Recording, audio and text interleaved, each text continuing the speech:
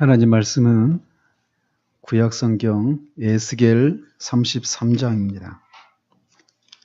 에스겔서 33장 11절 한 절 보도록 하겠습니다. 구약성경 제가지성경 1203쪽입니다. 구약성경 에스겔서 33장 11절 한 절만 보도록 합니다. 하나님 말씀 받으실 때 자리에서 일어나 주시기 바랍니다. 하나님 말씀이 이러합니다. 너는 그들에게 말하라. 주 여호와의 말씀이니라. 나의 삶을 두고 맹세하노니 나는 악인이 죽는 것을 기뻐하지 아니하고 악인이 그의 길에서 돌이켜 떠나 사는 것을 기뻐하노라. 이스라엘 족속아 돌이키고 돌이키라. 너희 악한 길에서 떠나라. 어찌 죽고자 하느냐 하셨다 하라. 아멘.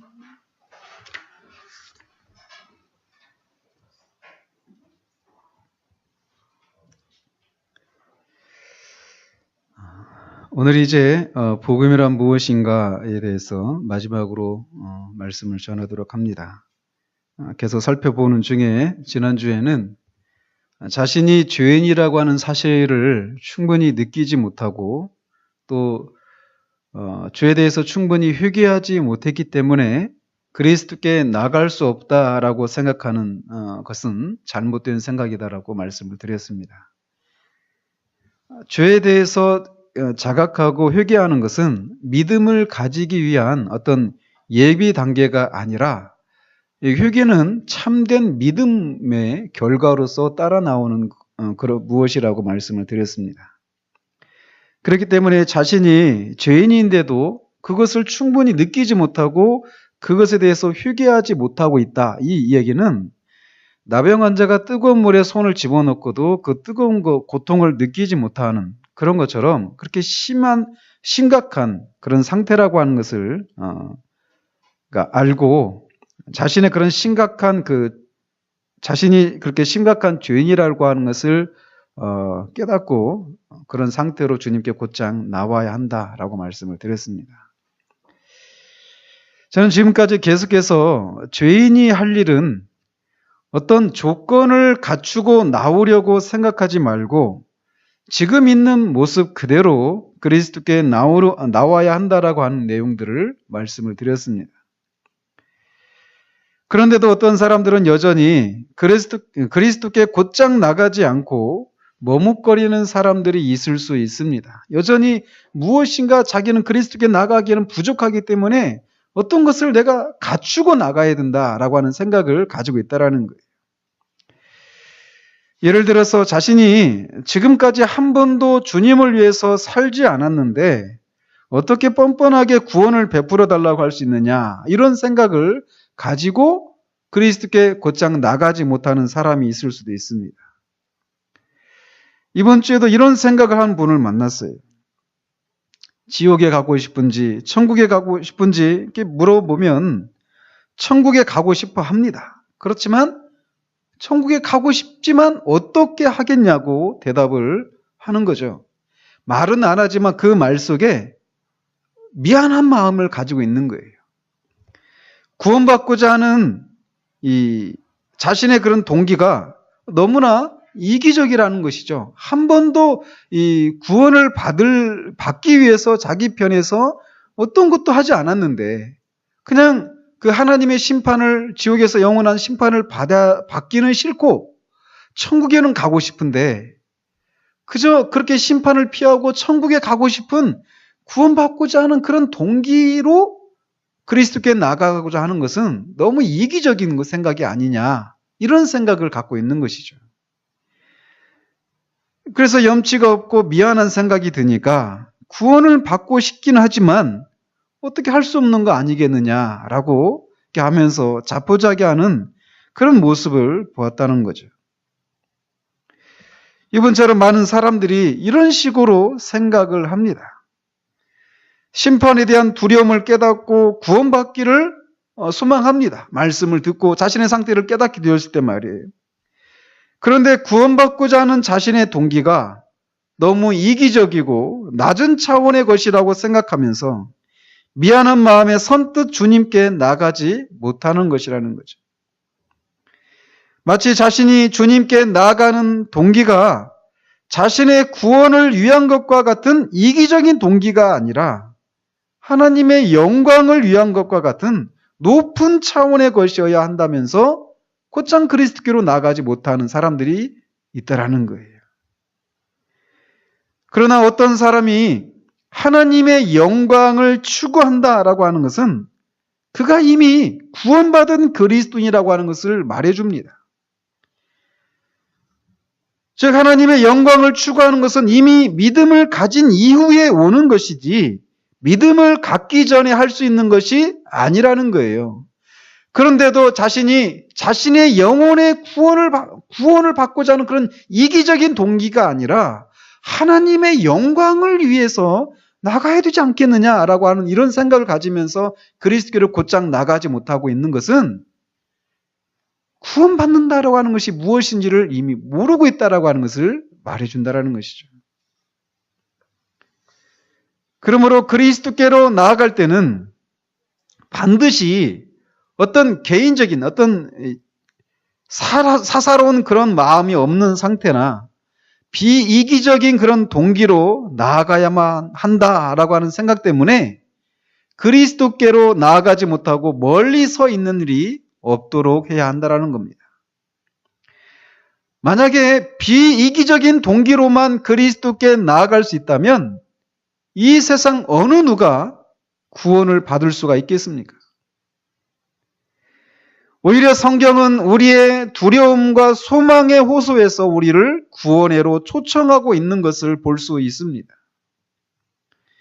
오늘 본문에서 저는 하나님은 이스라엘 족속아 돌이키고 돌이키라 너희 악한 길에서 떠나라 어찌 죽고자 하느냐라고 하시면서 이스라엘 백성들이 계속해서 불순종의 자리 가운데 있으면 죽게 둘 것이다 라고 말씀하시면서 그들의 그 죽음을 그들이 생각할 때 떠오르게 되는 그 두려움의 호소에서 이스라엘 백성들을 부르시고 계십니다.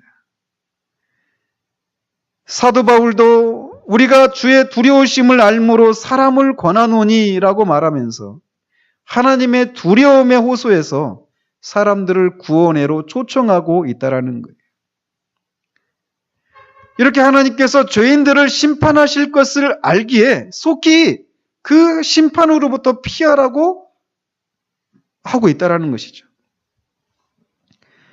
사도행전에서도 보면 빌립보 감옥에 있는 그 간수도 지진으로 감옥의 문이 열린 것을 인해서 지진으로 땅이 흔들리듯이 그의 영혼도 두려움에 떨기 시작을 합니다. 그러면서 사도 바울에게 내가 어떻게 해야 구원을 얻으리까라고 두려움 가운데 묻습니다. 그 어떻게 해야 구원을 받으리까 이렇게 물었던 이 빌립보 감옥의 간수는 한 번도 이런 질문을 던지기 전까지 한 번도 자신이 구원을 받아야 된다라는 생각조차 하지 못했던 사람이었어요. 그리고 하나님을 위해서 살아야 된다라고 하는 또 생각조차 못했던 사람이었습니다.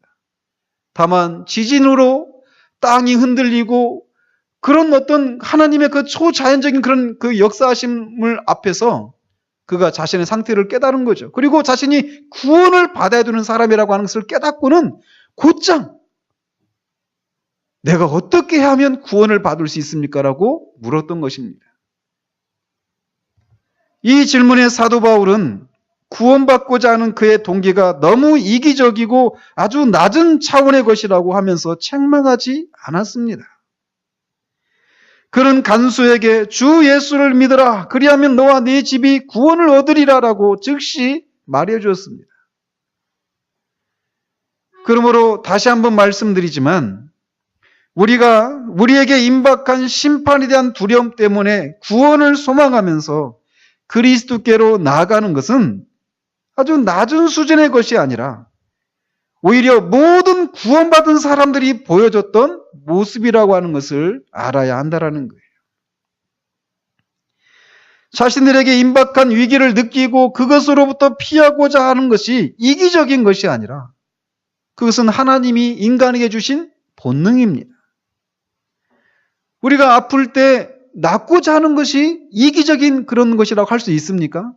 이건 하나님이 우리에게 주신 본능이란 말이에요. 우리 육신의 그런 위기가 다가올 때 우리가 그것을 피하고자 하는 것이 하나님이 주신 자연스러운 본능인 것처럼 우리 영혼이 하나님의 심판 앞에 나타나고 심판 아래 있다라고 하는 것을 깨닫고 그 진노로부터 피하고자 하는, 그래서 자신이 구원받고자 하는 이것은 이기적인 동기라기보다도 하나님이 주신 그런 본능이고, 또 동시에 아까도 말씀드린 것처럼 하나님께서는 오히려 그런 두려움에 호소해서 우리를 부르시고 계시다라고 하는 것을 우리가 기억을 해야 됩니다. 지옥을 두려워하고 천국을 소망하는 것, 지옥의 고통으로부터 피하고 싶어하고 복 주시는 것을 고대하는 것, 하나님으로부터 정죄를 받지 않고 용서를 받고자 하는 이런 것은 잘못된 일이 아니라는 거예요. 그러므로 어떤 동기를 가지고 있든지 그리스도께로 있는 모습 그대로 즉시 나와야 합니다. 그렇게 그리스도께 나와서 우리의 동기가 얼마나 불결한 것들인지 고백을 해야 합니다. 우리가 느끼거나 느끼지 못하고 있는 그런 모든 그런 우리의 그 사악한 마음의 상태에 대해서도 고백을 해야 됩니다. 우리 마음이 얼마나 완악한지, 우리의 눈이 얼마나 깜깜하게 멀어 있는지를 정직하게 고백을 해야 하는 거예요. 나와서 말이에요.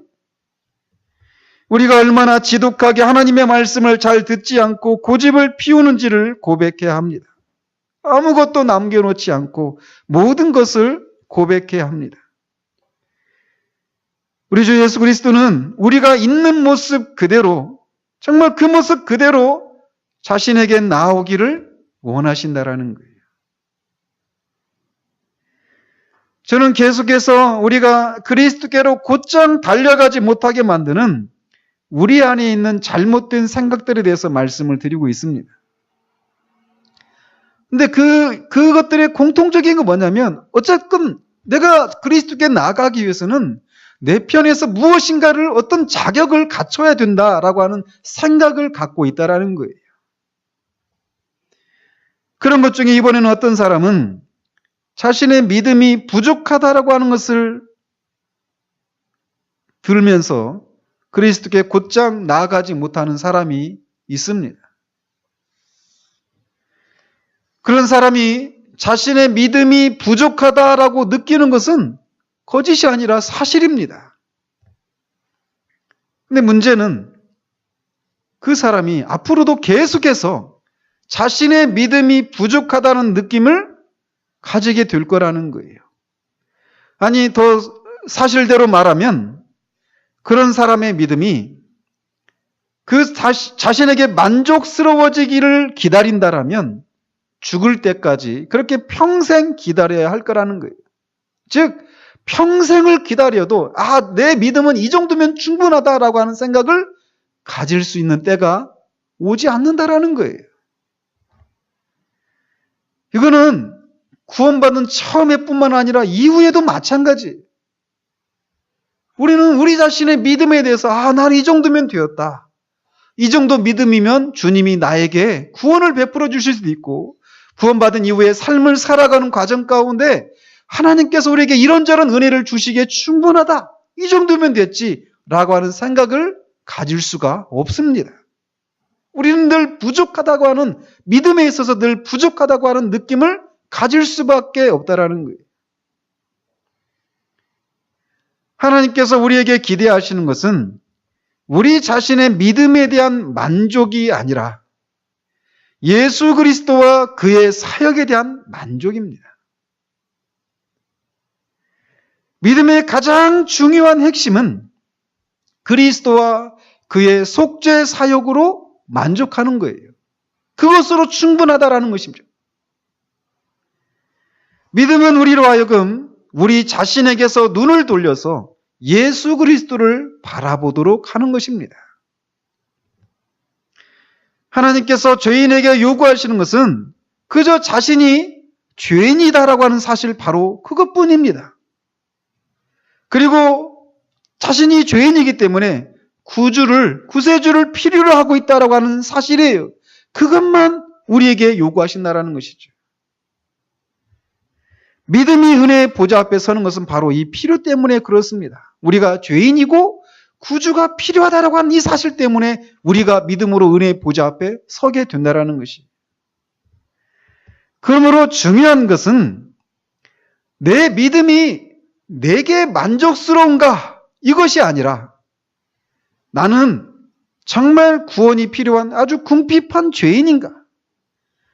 그리고 나는 그리스도 안에 내가 필요한 모든 것이 다 있다고 하는 것으로 만족하고 있는가? 이것이 우리에게 필요하다라는 거예요.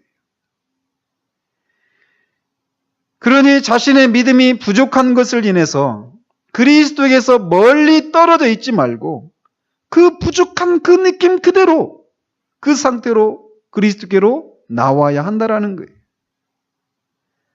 왜냐하면 그리스도는 우리가 부족하다고 느끼는 그 믿음을 충분히 채워주실 수 있는 분이시기 때문에 그렇습니다. 또 어떤 사람은 자신이 그리스도를 충분히 사랑하지 못하기 때문에 그분께 나아가지 못한다고 생각을 할 수도 있습니다.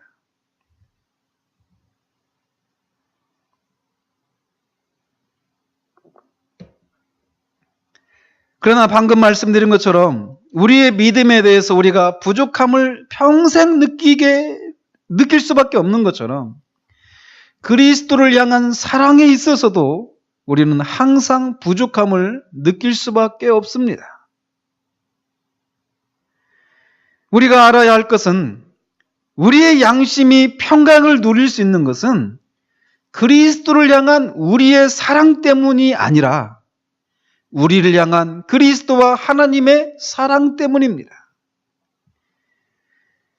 예수 그리스도께서 죄인들을 있는 모습 그대로 값없이 사랑해 주신다라고 하는 것이 우리의 안식처라는 거예요. 하나님은 우리가 아직 믿지 않고 있기 때문에 자녀로서 우리를 사랑하시지는 않으십니다. 아직은 말이에요. 그렇지만 우리가 믿지 않고 있는 그때라도 우리를 가련한 죄인으로서는 사랑하십니다. 우리가 안식을 누릴 수 있는 것은 바로 이런 죄인을 향한 하나님의 사랑 때문이에요. 그래서 사도 요한이 말하지 않습니까? 사랑은 여기 있으니 우리가 하나님을 사랑한 것이 아니요 오직 하나님이 우리를 사랑하사 우리 죄를 위하여 화목제로 그 아들을 보내셨음이니라. 우리가 사랑함은 그가 먼저 우리를 사랑하셨습니다. 이 사랑이 우리가 죄인 되었을 때 그리스도의 십자가를 통해서 나타났다라는 것입니다. 그런 죄인을 향한 하나님의 사랑 안에서 우리가 평강을 누릴 수 있는 것이에요. 그리스도를 향한 하나님을 향한 우리의 사랑에서 우리가 평강을 누릴 수 있는 것이 아니라 도무지 사랑할 수 없는 죄인을 향한 이해할 수 없는 그 하나님의 사랑 안에서만 우리가 평강을 누릴 수 있다는 거예요. 그렇기 때문에 그리스도를 향한 우리의 사랑이 적은 것을 인해서 그리스도께로 나아가지 않고 그리스도를 향한 우리의 사랑이 충분해질 때까지 기다려서는 안 된다라는 거예요. 지금까지 오늘뿐만 아니라 그전에도 계속 말씀드렸던 것처럼 우리가 그리스도께로 나아가는데 어려움을 겪게 되는 그 근본적인 원인은 우리 자신을 너무나 여전히 높게 평가하고 있기 때문에 그렇습니다. 우리가 우리의 본성을 너무 높게 평가하면 우리는 자신을 구원하기에는 전적으로 무능력한 죄인이라고 하는 것을 거부하게 되는 것이고, 그렇게 되면 하나님이 우리를 영접해 주실 것 같은 어떤 자격을 갖출 때까지는 하나님께로 나아가기를 싫어하는 것이죠. 우리는 우리에게 선한 것이 전혀 없다라고 하는 것을 잘 인정하려고 하지를 않습니다. 그러나 성경은 우리 안에 아무런 선한 것이 없다라고 수없이 말을 하고 있다는 거예요. 그러므로 우리가 믿음이 적든지 또 죄에 대한 느낌이 적든지 회개가 충분하지 않든지 삶의 어떤 그런 개혁이 있어서 그런 충분하지 않든지 우리 자신으로 만족하려고 하는 이런 모든 시도들을 우리는 포기하고 곧장 예수 그리스도께로 나아가야 한다는 것입니다. 자기 자신으로 만족하려고 하는 이런 모든 시도들은 성령의 사역과 전적으로 반대되는 일입니다. 성령은 우리 안에 아무런 선한 것이 없다라고 하는 것을 우리가 깨닫게 하고 동시에 그리스도의 인격과 사역만이 하나님을 만족시켜 드릴 수 있는 것이라고 하는 것을 깨닫도록 하신 일을 하고 계시기 때문이에요. 성령님은 이렇게 우리 안에서 아무런 선한 것이 없다라고 하는 것을 깨닫고 우리 자신으로 만족하지 않고 오직 그리스도만으로 만족하도록 우리를 그렇게 이끌고 계시는데 이런 성령의 사역과 정반대로 우리는 끊임없이 우리 안에서 어떤 선한 것들을 찾으려고 하고 하나님 앞에 뭔가 구원을 하나님이 베풀어 주실 만한 그런 자격을 우리 안에서 갖추려고 하는 이런 시도를 하고 있기 때문에 우리가 그리스도께로 나아가지 못하고 있다는 것입니다. 그러나 기억해야 됩니다. 하나님께서 완전히 만족스러워 하시는 것은 오직 하나밖에 없습니다. 바로 그의 아들 우리 주 예수 그리스도의 인격과 사역이에요. 하나님이 우리에게 원하시는 것이 있습니다. 그것이 뭐냐? 우리 자신으로 만족하지 않고 오직 예수 그리스도로 만족하는 것입니다. 우리가 그렇게 한다면 죄사함과 평강은 지체 없이 우리에게 주어질 것입니다. 우리가 이렇게 우리 자신으로 만족하지 않고 오직 예수 그리스도로만 만족한다면 하나님의 은총이 우리에게 즉각적으로 임할 것이에요. 왜냐하면 하나님은 누구든지 그리스도로 만족하는 사람은 자신의 은총을 얻게 될 것이라고 명백하게 선언하고 계시기 때문에 그렇습니다. 하나님께서는 이것 외에 아무것도 우리에게 요구하시지 않아요. 그리스도와 그가 하신 일로 만족하는 것, 이것 외에 우리에게 요구하시는 것이 없다라는 것입니다. 왜냐하면 그것만이 하나님께 완전한 만족을 줄 수 있기 때문에 그렇습니다. 지금까지 말씀드린 것 외에도 여러분들이 힘들어하는 여러 가지 문제들 가운데 다른 것들이 있다라면 그리스도의 사역과 성령의 사역을 혼동하는 것에 있습니다. 우리 안에 이루어지는 성령의 사역과 우리를 위해서 이루어진 그리스도의 사역을 혼동함으로써 생겨난다는 거예요. 다른 말로 내면적인 역사와 외면적인 역사 이렇게도 말할 수 있고 객관적인 역사와 주관적인 역사 이렇게도 말할 수 있습니다. 근데 이 두 가지는 반드시 구분을 해야 됩니다. 이 두 가지를 섞어버리는 것은 이 두 가지를 다 파기해버리는 것이기 때문에 그래요. 이 두 가지를 어느 하나도 우리는 소홀히 해서는 안 됩니다. 이 두 가지는 언제나 함께 다니고 항상 연결되어 있어요. 그러나 이 두 가지는 구별된다라는 것입니다.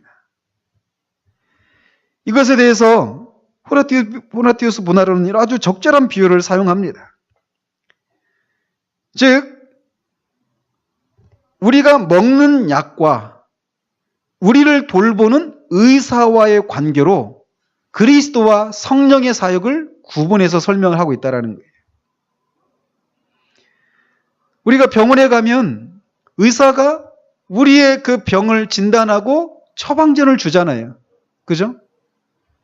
의사가 하는 일은 그것입니다. 그러나 약은 약사가 주는 거죠. 그죠? 어디 약봉투에 써 있는 것 같은데. 근데 약과 의사는 같이 일을 하는 것입니다. 그죠? 그러나 구별이 되어 있어요. 그래서 그리스도는 우리가 먹어야 할 약에 비유할 수 있다라면 성령은 우리를 돌봐야 하는 의사에 비교할 수 있다는 거예요. 이 두 가지 사역을, 그래서 이 약과 의사가 서로 구별되지만 같은 한 가지 목적을 위해서 일하잖아요. 그렇기 때문에 이 두 가지 사역, 그리스도의 사역과 우리 밖에서 우리를 위해서 하시는 그리스도의 사역, 이루신 그리스도의 사역과 우리 안에서 우리를 위해서 일하시는 성령의 사역을 섞어버려서는 안 된다라는 거예요. 이거는 우리가 처음 구원받았을 때도 그렇지만 마지막 순간에도 이 구분은 반드시 지켜져야만 합니다. 그렇지 않으면 우리는 믿음 안에서 평강을 찾은 이후에 처음 믿은 그것을 끝까지 붙들지 못하고 상실해 버릴 수 있기 때문에 그렇습니다.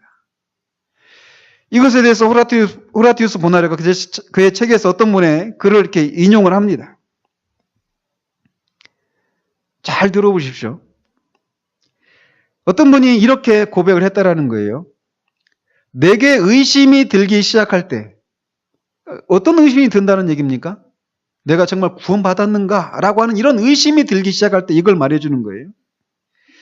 내게 의심이 들기 시작할 때 나는 내가 맨 처음 그 의심을 잠재웠던 곳으로 다시 돌아감으로써 새로이 든 의심을 잠재운다. 내가 맨 처음 평강을 얻었던 곳으로 다시 가서 다시 평강을 얻는다. 의심, 내 안에 들었던 의심을 잠재웠던 곳, 내가 처음으로 평강을 느꼈던 곳, 그것이 어디냐면 예수 그리스도와 그의 사역이에요.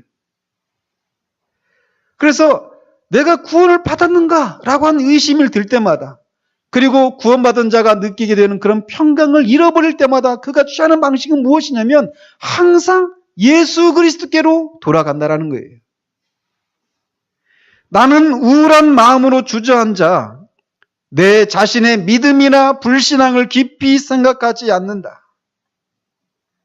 의심이 들 때 우리 안에 그런 우울한 마음이 들잖아요. 그러면서 그럴 때마다 내 믿음이나 불신앙을 깊이 생각하고 있지 않는다라는 거예요. 대신에 나는 임마누엘의 완성된 사역을 깊이 생각한다. 나는 내가 그래도 일찍이 믿는 사람이었음을 입증하기 위해서 과거의 체험들을 상기하지 않는다. 대신에 나는 이전에 했던 것처럼 다시 예수 그리스도를 믿는다. 나는 내 안에 이루어지고 있는 성령의 역사에 대한 증거를 심사하지 않는다. 대신에 나는 그리스도의 죽으심과 무덤의 묻히심과 부활하심 속에서 그분이 나를 위해 행하신 일들에 관해서 내가 가지고 있는 확실한 증거들을 생각한다. 바로 이것이 내가 평강을 얻는 방법이다. 과거에 나는 다른 대상들을 바라보았었고 이제는 내 모든 방황으로부터 소생되어 오직 예수 그리스도만 바라보게 된다라고 말을 합니다. 그러나 우리는 얼마나 자주 내가 처음이든지 아니면 그 이후든지 내가 정말 구원받은 사람인가? 라고 하는 그런 의심이 들 때, 또는 구원받은 사람으로서 내가 마땅히 누려야 될 그런 평강이 우리 가운데 사라지게 될 때, 우리는 얼마나 자주 그리스도께서 이루신 그 사역으로 돌아가는 것이 아니라 성령께서 우리 안에서 이루신 그 일들을 붙드는 대로 돌아가는가라는 거예요. 그래서 우리는 내가 정말 눈물 콧물 흘리면서 하나님 앞에 뜨겁게 기도하고 우리 자신의 죄를 회개했던 그 기억을 되살리려고 합니다. 아, 내가 그런 일이 있었지. 그러니까 나는 구원받은 사람이 맞아. 또는 내가 그러고 나서 내 삶이 많이 바뀌었지. 내가 죄에 대해서 깊이 느꼈었지. 그런 깊은 회개를 했었지. 이런 것으로 우리의 평강의 평강을 회복하려고 시도한다라는 거예요. 그러나 방금 인용해 드린 것처럼 이분은 그런 의심이 들 때마다 항상 그리스도께로 돌아간다는 것입니다.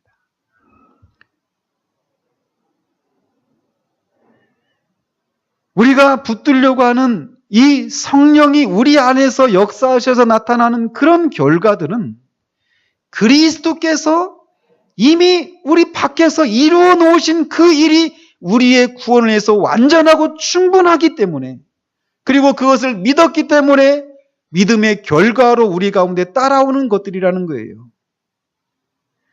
그러므로 우리는 항상 이 평강의 근원인 예수 그리스도, 오직 예수 그리스도, 그리고 그분이 하신 일, 이것을 붙드는 대로 우리가 돌아가야 한다는 것입니다.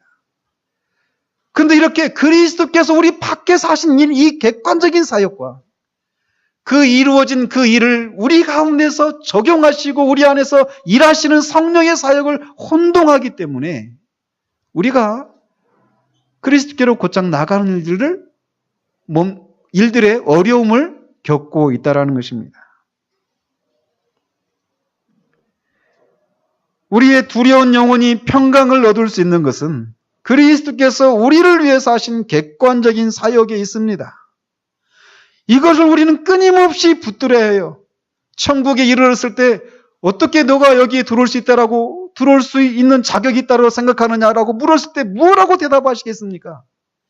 내가 그 1900년, 2000 몇 년도에 하나님 앞에 이런저런 막 그런 죄를 회개하고 돌이켰고 어떤 그런 놀라운 변화들이 있었고 주님을 위해서 이런저런 일을 했습니다. 이걸 가지고 그 하나님 앞에 내 구원의 근거를 제시하시겠습니까? 하나님은 그런 것으로 우리가 하나님께 만족을 드릴 수가 없습니다. 오직 그리스도예요. 오직 그리스도, 그분이 하신 일, 그것을 저는 믿습니다. 그것으로 제가 구원받기에 충분하다고 저는 믿습니다. 라고 하는 그것만이 우리를 천국으로 데려갈 수 있다는 거예요.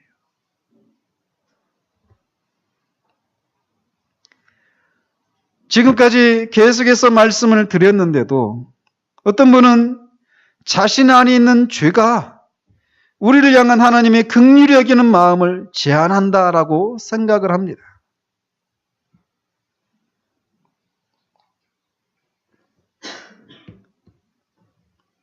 우리의 경험으로 하나님을 제한하는 것이죠. 그러나 그렇지가 않습니다. 내세에는 그렇게 될 것입니다. 내세에서는 더 이상 잃어버린 자들을 향해 하나님의 긍휼히 여기시는 마음이 결코 그들을 향해 흘러가지 않게 될 것입니다. 그들에게 기다리는 것은 결코 긍휼히 여김을 받지 못하는 가운데 영원히 재앙을 받는 그런 것만 기다릴 것이에요. 그러나 우리가 내세로 들어가기 전에는 하나님은 죄에 대해서는 증오하시지만 죄인에 대해서는 그렇지 않습니다. 오히려 죄인의 죄가 크면 클수록 그것은 하나님의 동정심을 더 크게 불러일으키는 것으로 역사하게 된다는 거예요. 오늘 본문을 포함해서 모든 성경을 보면 이스라엘이 가장 타락하고 가장 악을 행했을 때 하나님은 그들을 향한 긍휼을 베풀어 주셨어요. 왜 죽기를 바라느냐? 자신에게로 돌아올 것을 하나님께서 촉구하고 계시는 것이죠. 그러므로 죄는 죄인을 불쌍히 여기시는 하나님의 사랑을 죽이지 않습니다. 하나님이 이스라엘에게 말씀하신 것 중에서 가장 자비로운 말씀은 그들이 배교와 하나님을 거역하는 데 있어서 절정에 이르렀을 때 했던 말씀이었습니다. 예배를 우리가 초청할 때 수고하고 무거운 짐진 자들아 다 내게로 오라 내가 너희를 쉬게 하리라. 이 말씀도 우리 주님께서 고라신과 이 가버나움과 베세다가 이 주님의 주님 되심을 인정하지 않고 말씀을 거역했던 그들을 향해서 주님께서 그렇게 돌아오라고 말씀을 하셨던 것이죠. 계시록의 7교회 중에서도 책망만 받았던 교회가 사대교회와 라오디게아 교회였습니다. 그런데 아이러니한 것은 그렇게 7교회 중에서 최악의 상태 가운데 있었던 라오디게아 교회에게 가장 애정어린 말씀을 하셨다라는 거예요. 볼지어다 내가 문 밖에서 서서 두드리노니 누구든지 내 음성을 듣고 문을 열면 내가 그에게로 들어가 그로 더불어 먹고 그는 나로 더불어 먹으리라. 그러므로 죄는 죄인을 향한 하나님의 사랑을 끄지 못한다라는 것입니다. 아무리 많은 물을 부어도 죄인을 향한 하나님의 사랑의 불꽃을 끌 수가 없다라는 거예요. 아무리 큰 홍수가 일어나도 하나님, 우리를 향한, 죄인을 향한 하나님의 그 긍휼하게 주시는 사랑을 엄물하지 못한다라는 것입니다.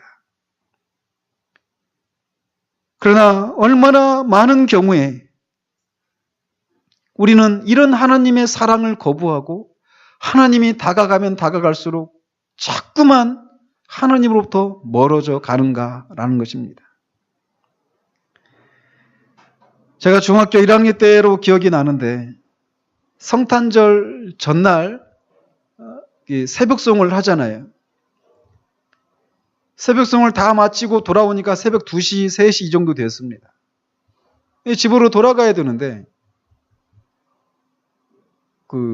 지금은 이제 도로가 나 있지만 그때는 야타막한 야산을 몇 개를 건너갔어야 됐거든요. 교회에서 집까지. 새벽에 거기 가려니 무섭죠. 근데 같은 동네에 사는 제 1년 선배 되는 누나들이 셋이 있었는데 저랑 이제 같이 가자라는 거예요. 저 남자라고. 이제 같이 가기로 하고 저는 잠깐 화장실에 간 사이에 이 누나들이 그냥 가버린 거예요. 그래서 막 따라 나갔죠. 한 100m 정도 앞에 가고 있더라고요. 누나들 가니까 저는 누나 쫓아가려고 쫓아가니까 누나들은 도망가는 겁니다. 무서워서 말이에요. 그렇게 해가지고 집에 얼마나 빨리 도착했는지 몰라요. 나는 그 누나들하고 같이 가려고 하는데 그 누나들은 제가 어떤 무서운 사람인 줄 알고 도망가는 겁니다. 근데 그런 일들이 지금도 일어나고 있다라는 거예요. 하나님은 죄는 미워하시지만 죄인을 향해서 끌 수 없는 그 사랑을 가지고 죄인들을 향해서 계속해서 달려가십니다. 그러나 죄인은 자꾸만 그 하나님의 사랑을 거부하고 외면하고 멀어져 간다라는 거예요.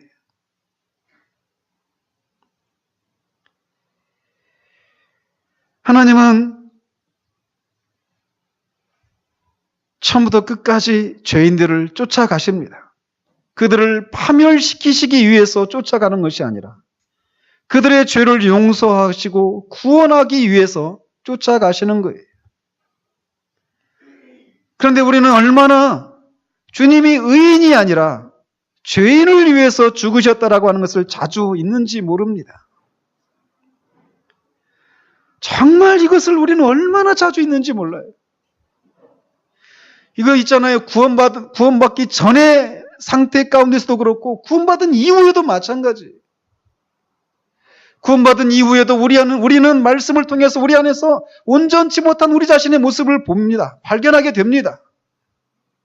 근데 그럴 때마다 우리는 주님 제가 이렇습니다. 그러니 저를 불쌍히 여겨주시고 이런 저를 고쳐주십시오 하면서 나가야 되는데 그것 때문에 오히려 주님 앞에 나가지 못하는 일들이 많이 있다라는 거예요. 그런 모습을 통해서 주님이 의인이 아니라 죄인을 위해서 죽으셨다라고 하는 것을 그런 방식으로 잊는다라는 것입니다. 성경 전체를 살펴보면 자신을 찾아오시는 죄인을 거절하시는 장면이 한 군데도 없습니다. 그런데도 죄인은 그리스도께로 오기를 원치 않습니다.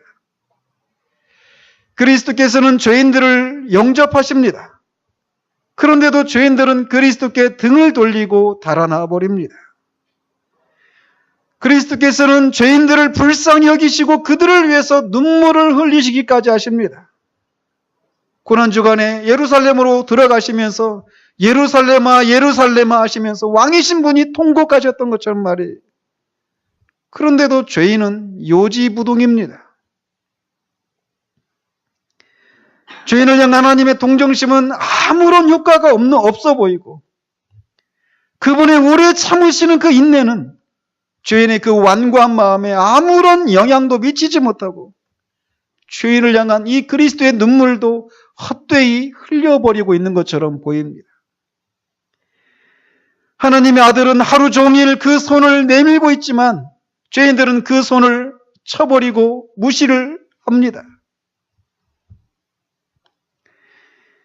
부주의한 사람들의 마음을 사로잡고 유리방황하는 사람들을 되찾는 일에 있어서 모든 것이, 정말 모든 것이 아무런 소용도 없는 것처럼 보입니다.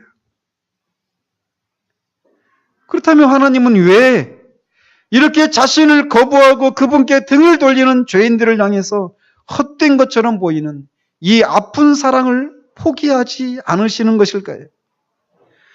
왜 그분은 그분의 사랑을 낭비하는 것 같은 그런 일들을 하고 계실까요? 왜 포기하지 않으실까요? 왜 죄인들이 그분을 대하는 것처럼 죄인을 대하시지 않고 계속해서 그분의 손을 잡기를 거절하는 죄인들을 향해서 이렇게 지나치다고 싶을 정도의 그런 열심을 내시는 것일까라는 겁니다. 만일 이 세상에서의 삶이 전부라면, 그래서 영원한 세계도 없고 천국도 지옥도 없고 천국에서의 무한한 즐거움도 없고 영원한 세상도 없다면 죄인을 향한 하나님의 이런 열심은 지나친 열심이다라고 말할 수 있을 것입니다. 그러나 인간에게는 그런 영원한 운명이 있다는 점을 생각한다면, 영원한 세계가 인간을 기다리고 있다라고 하는 것을 생각한다면 그분의 그 열심은 결코 지나친 열심이다라고, 헛된 사랑이라고 말할 수 없을 거라는 것입니다. 하나님은 그 무한한 마음으로 천국이 어떤 곳인지를 아시기 때문에 천국을 잃어버리는 것이 불멸하는 영혼에게 무엇을 의미하는 것인지를 아십니다. 그런 분이시기 때문에 죄인들이 자신의 삶에서 돌이켜서 예수 그리스도를 믿어 천국에 이르도록 하시려고 하시는 이 주님의 그 하나님의 열심을 결코 지나치다라고 말할 수가 없다라는 것입니다. 하나님은 모든 것을 꿰뚫어 보시는 그런 분이시기 때문에 지옥이 또 어떤 곳인지도 아십니다. 하나님은 지옥의 끝없는 고통을 아십니다. 하나님은 멀리서도 지옥에 떨어진 영혼의 그 비참함을 간파하신다라는 거예요. 그 영혼이 지옥에서 영원토록 이를 갈며 슬피 울 것을 아십니다. 그 영혼이 저주와 조금도 수그러들 줄 모르는 그런 재앙을 영원토록 끔찍하게 경험해야 된다라고 하는 것도 아십니다. 그 속에서 그가 그 고통을 인해서 고통하면서 내가 왜 그때 그 말씀을 듣지 않았을까? 왜 그 전도자의 말을 듣고 겸손하게 그 복음을 듣고 복음을 받아들이고 예수 그리스도를 믿어 이 자리에 오지 않는 일을 하지 않았을까라고 하면서 가책을 하고 너무나 늦은 참회를 하면서 양심의 가책을 느끼면서 영원토록 살 것에 대한 그 고통을 하나님은 아십니다. 끝이 없는 고통, 소망 없는 신음과 세상에서의 그래도 그때가 참 좋았지라고 하는 그 쓰디쓴 기억들, 이런 것들을 품고 영원토록 고통을 당할 것을 아신다라는 거예요.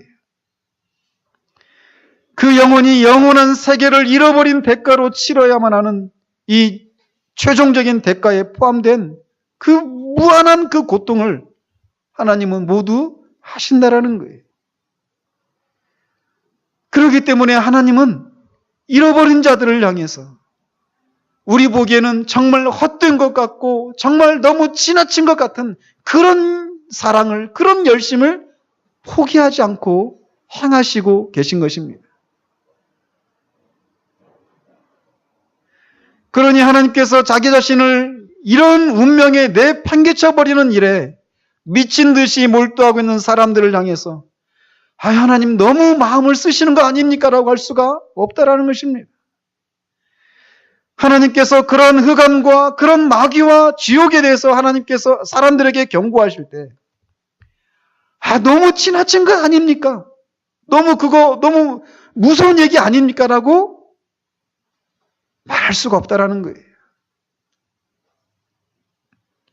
하나님께서 그가 창조하신 천국을 얻으라고 사람들에게 간곡히 권면하시면서 그들을 사랑으로 초청하시는 말씀을 우리가 이제 그만 됐습니다라고 말할 수가 없다라는 것입니다. 하나님은 사람이 아니셔서 거짓말을 하실 수가 없으십니다. 하나님의 모든 말씀은 진실합니다. 하나님께서 진노 가운데 말씀하시고 경고하신 것도 진실이고, 하나님께서 동정심 가운데서 말씀하시는 것 역시 진실합니다. 사람들은 자신의 감정이 진짜다고 하는 것을 표현하기 위해서 이런저런 말들을 많이 섞어서 자신의 그 마음이 진실하다고 하는 것을 다른 사람에게 입증하고 그들의 마음에 감명을 불러일으키려고 하지만, 하나님은 그저 되는 대로 말씀하시는 분이 아니십니다. 하나님은 참되시고 진실하신 분이십니다. 그렇기 때문에 그분의 말씀도 다 진실하고 그 말씀을 통해서 드러난 감정도 다 진실한 것입니다. 그러니 이런 진실하신 하나님께서 죄인들에게 하신 은혜로운 말씀에서 우리는 평강을 얻어야 합니다.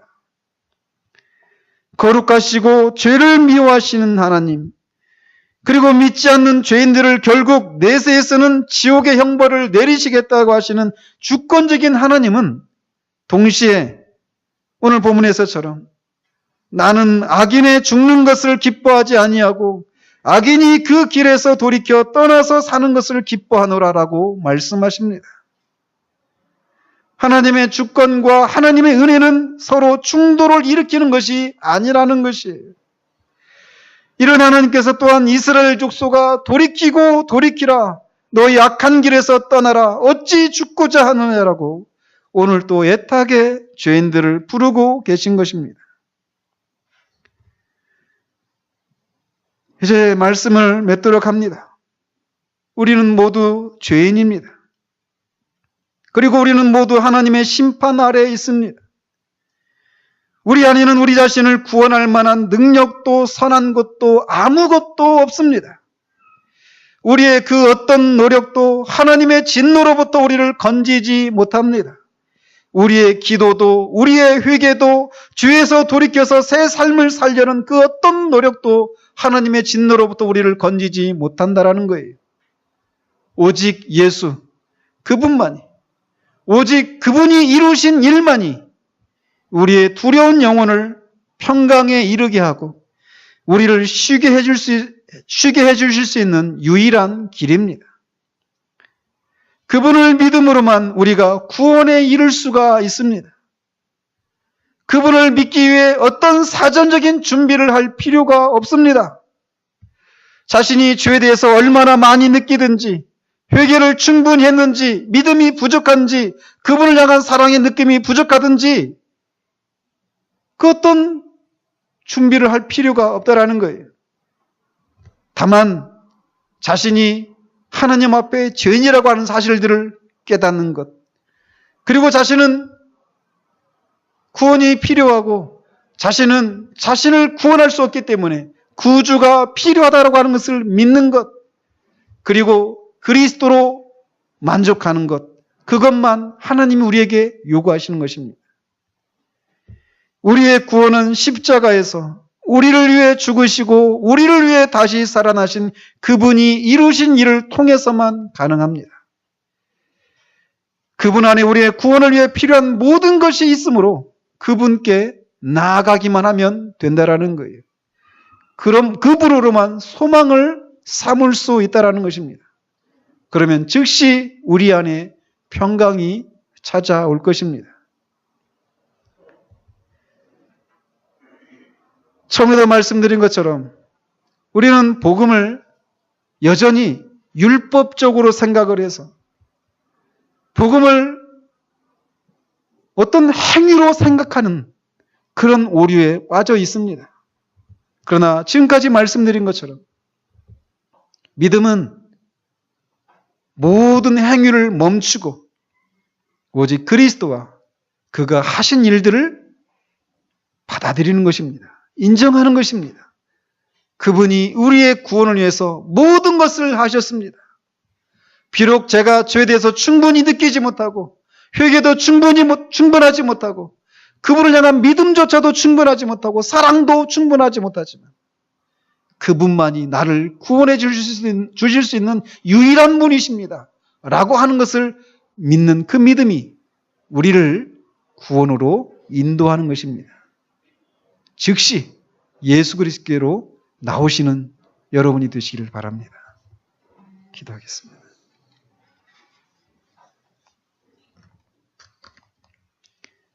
하나님 아버지, 모든 것이 어그러지고 굽어진 시대 가운데 우리가 살고 있습니다.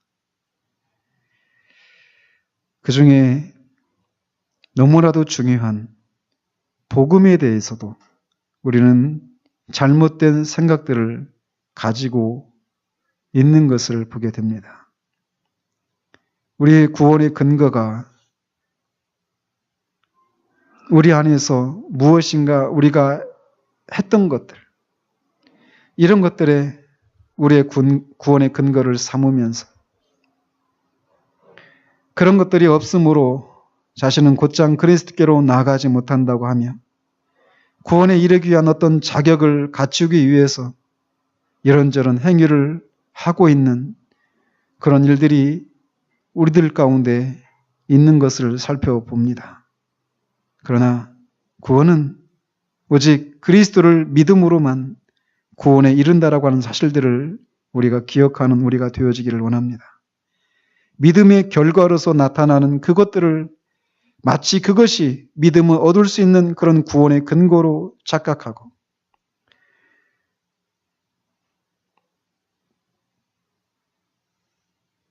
죄인이 유일하게 평강을 얻을 수 있는 유일한 길인 예수 그리스도를 붙들지 못하는 그런 우를 범하지 않는 우리 되어지기를 원합니다. 우리 중 아직 정말 이렇게 예수 그리스도를 믿음으로 구원에 이르지 못한 영혼들 하나님 불쌍히 여기시고 자신이 그런 상태 가운데 있다라면 말씀을 들은 것처럼 곧장 예수 그리스도께로 나와서 그가 하신 일들이 충분함을 인정하고 그분을 자신의 구세주로 영접함으로 구원에 이르는 일들이 일어날 수 있도록 주님 도우시기를 원합니다. 이미 그런 은혜를 덧입은 사람들을 구원 이후에 삶을 살아가면서 끊임없이 사단이 우리 안에서 어떤 것들이 죄가 또 어떤 하나님 앞에 온전치 못한 그 어떤 행위들이 있음을 발견될 때마다 우리가 의심이 들고 평강을 잃어버리게 될 때마다 정말 우리가 그리스도께로 돌아가는 것이 그리스도로 만족하는 것이 무엇인지를 아는 사람들 될 수 있도록 주님 도우셔서 정말 나의 나둔 것은 오직 하나님의 은혜입니다. 오직 예수 그리스도의 그 구원의 대속사역의 그 결과입니다라고 말하며 흔들리지 않는 그런 삶을 살아가는 우리 모두 될 수 있도록 주님 도우시기를 원합니다. 예수 그리스도 이름으로 기도합니다. 아멘.